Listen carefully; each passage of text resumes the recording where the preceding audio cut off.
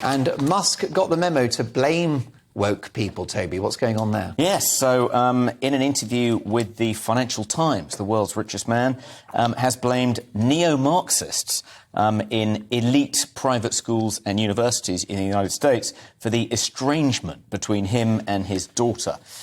He said it was full-on communism and a general sentiment that if you're rich, you're evil.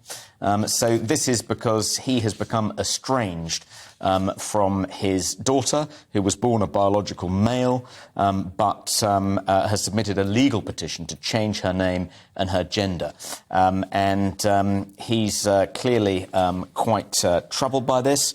And you know, she's clearly not going to see eye to eye with him. He famously tweeted, "Pronouns suck," earlier this year, so not on board with having to declare your gender pronouns in the workplace. Very interesting, the journey he's been on, Toby, because he's a little bit like the American comedian Bill Maher, and perhaps a few figures in this country as well, who traditionally and historically have been to the left. Well, it would be called liberals in America, or sort of more or less lefties, you know, social democratic supporters of that sort of, you know, left position.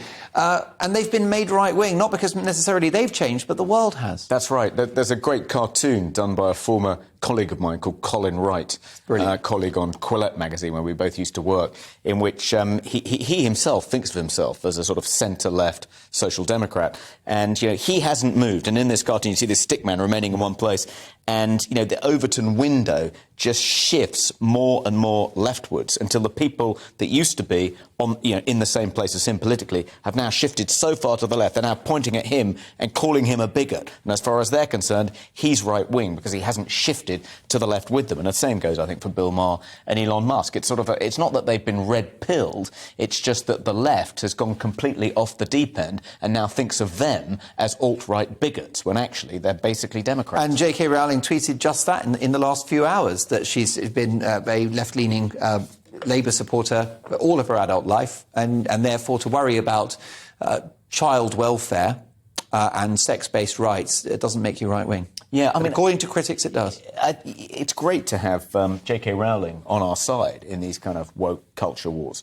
My worry is that, you know, when we win the culture wars, I think we inevitably we'll go back to having to be antagonists with all these people who are currently enjoying this kind of, you know, football in, you know, neutral ground during the First World War. I love playing football with J.K. Rowling, you know, on Christmas Day in 1914, but I don't want to go back to throwing custard pies. I'm a Spurs fan, so anyone that's playing Arsenal, suddenly my favourite team. Really briefly, Nick, is Elon Musk's deal to buy Twitter back on? Well, yeah, I heard it was back on the other day. If you really briefly, yes, maybe. Yeah, Toby, you heard anything?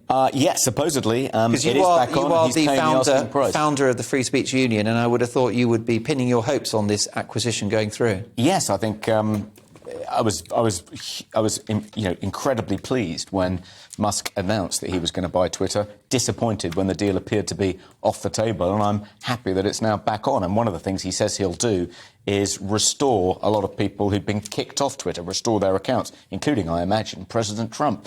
And that can only be a good thing, not because I'm a huge fan of Trump's, but because, you know, we need a platform where people from all different political sides can get together and have a lively debate, and not just, you know, cleanse them and have two different platforms, one woke and one non-woke. So I think it's a great source of hope.